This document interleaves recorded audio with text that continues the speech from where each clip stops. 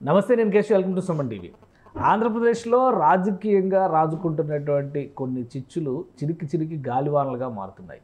గత ప్రభుత్వంలో మంత్రి హోదాలో పనిచేసినటువంటి ఒక నాయకురాలు అవకతవకలకు పాల్పడడం, ఆమెకి ఒక ఐపీఎస్ ఆఫీసర్ సహకరించడం, ఈ ఉదంతం పైన గత 9 నెలలుగా కూటమి ప్రభుత్వం వచ్చినప్పటి నుంచి ఆరోపణలు ప్రత్యారోపణలు పదే తెరపైకి వస్తూ ఉన్నాయి. ఇప్పుడు ఫైనల్గా తుది ఘట్టానికి చేరుకున్నటువంటి సంకేతాలు కనిపిస్తున్నాయి. అరెస్టుల దిశగా కూడా వెళ్ళే అవకాశాలు ఉన్నాయనేటువంటి విశ్లేషణలు వినిపిస్తున్నాయి.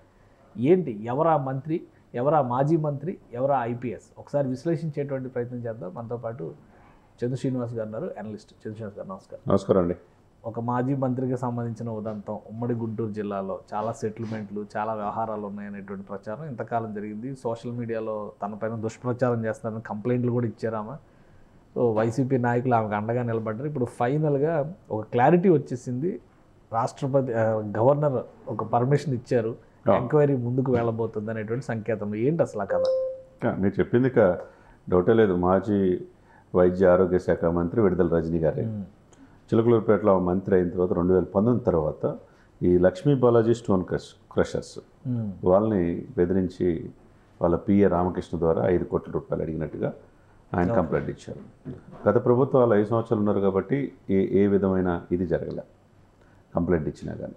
తర్వాత అనేక రకాలుగా నేను అంత ఇచ్చుకోలేను, మీరేదో స్టోన్ క్రషర్స్ అన్నీ మేము చేసుకొని, మనకు తెలుసు కదా స్టోన్ క్రషర్స్ అంటే పెద్ద పెద్ద కొండల్ని రాళ్ళుగా చేసి వాళ్ళని కూడా పీల్చి పిప్పి చేసే పనిలో వాళ్ళు వీళ్ళుంటే, సరే రామకృష్ణ చెప్పిన ఎనపోయేతలకి చివరికి విజిలెన్స్ అండ్ ఎన్ఫోర్స్మెంట్ అప్పుడు ఆ శాఖ ఐపీఎస్ ఆఫీసర్గా ఉన్న జాషువా గారు అక్కడికి వెళ్ళటం, 20 మందితో బెదిరించటం, చెప్పింది నిమ్మని చెప్పి అనటం, ఆ విధంగా 2 సార్లు వాళ్ళని భయభ్రాంతులు గురి చేస్తే వాళ్ళంతా కలిపి వాళ్ళ పార్ట్నర్స్ కలిపి సరే అంత ఇచ్చుకోలేము 5 కోట్లు అడిగారు వాళ్ళని. 5 కోట్లు వాళ్ళ దగ్గర ఎక్కడ ఉన్నాయి అని చెప్పేసి చివరికి ఆయన రామకృష్ణ మాట వినపోయేతలకి గోపి ఎంటర్ అవటం, మొత్తానికి కట్ చేస్తే 2 కోట్ల రూపాయలు లంచం ఇవ్వటం కూడా జరిగింది.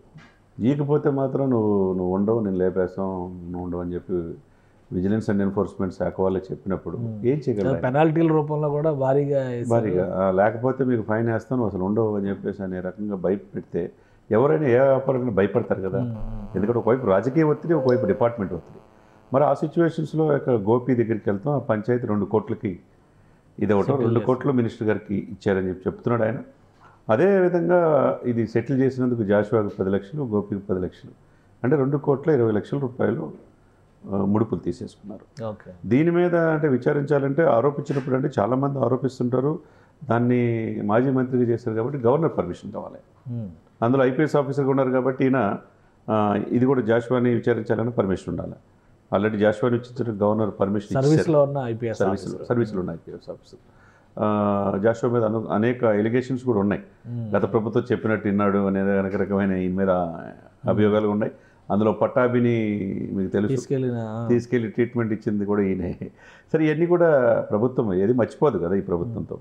సరే లోకేష్ గారు రెడ్ బుక్లో కూడా ఈయన ఉన్నాడని చెప్పి అంటారు.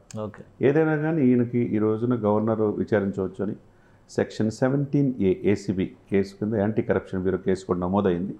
అంటే ఇక ఎటువంటి అడ్డంకులు లేవు వాళ్ళని విచారించడానికి. ఇప్పుడు ఈయన సస్పెన్షన్లో పెడతారా?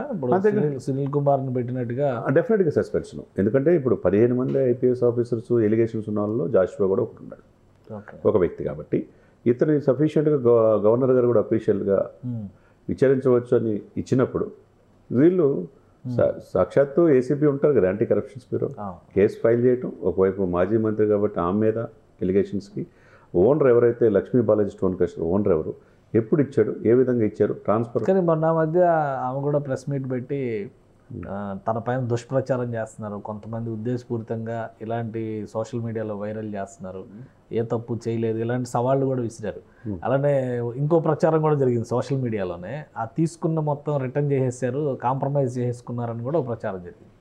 మధ్యలో వీటన్నిటిపైన ఇప్పుడు ఇన్వెస్టిగేషన్ ఉంటుందా? అన్నీ ఇచ్చారు. అవి కూడా నేను కూడా ఎవరికి లక్ష్యం, నేను కూడా పురుషోత్తపట్నమే ఒక్కొక్కరి సంగతి చూస్తాను. పత్తిపాటి పుల్లారావు మీద బహిరంగానే సవాల్ వేసింది. సరే వాళ్ళ భర్త కుమారస్వామి గారు ఆయన ఐటీ వ్యాపారం విదేశాల్లో చేసుకుంటాడు. సరే ఏదైనా కానీ ఈమె ద్వారా ఆర్ కృష్ణయ్య గారు కూడా రాజ్యసభ సభ్యుడాడు, తెలంగాణ ఆడపడుచు, ఆంధ్ర కోడలు అయిపోయింది.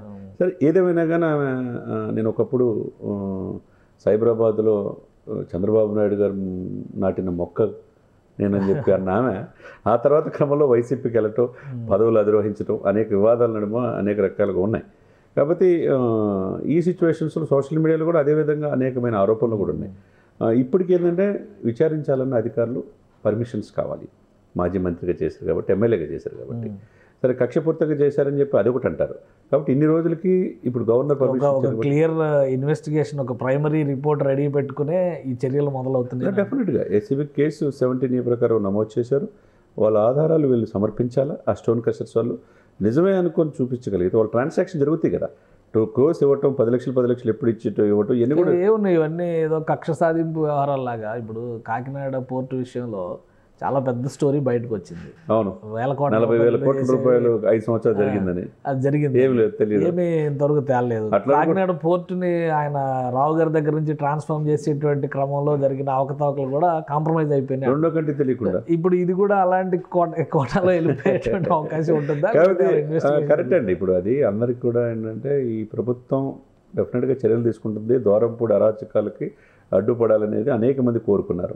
మరి పాప రేయింబగుళ్ళు సివిల్ సప్లై మినిస్టర్ మనోహర్ గారు 65,000 మెట్రిక్ టన్నులు స్వాధీనం చేసుకున్నమాట వాస్తవమే. మరి ఏమైంది ఇంతవరకు, ఎందుకు దూరంపూడి చర్యలు తీసుకుంటారంటే ఇంతవరకు ఏం లేదు. అదేవిధంగా మీరు పోర్టు ఎంత 40,000 కోట్ల రూపాయలు అక్రమంగా బియ్యం సరఫరా అయింది అంటున్నారు. మరి ఎందుకు పోర్టు దాని మీద కూడా ఇంతవరకు ఏం ముందుకెళ్ళా?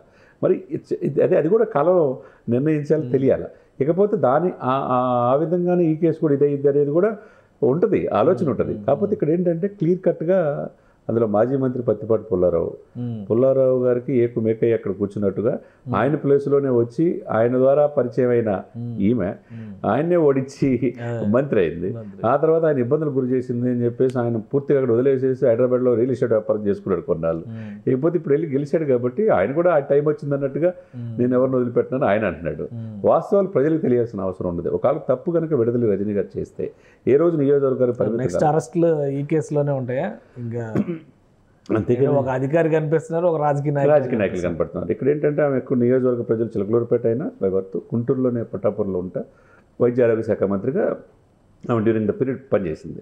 కాబట్టి ఈమె ప్రజలకు అందుబాటులో లేదని వాళ్ళు ఆరోపిస్తారు.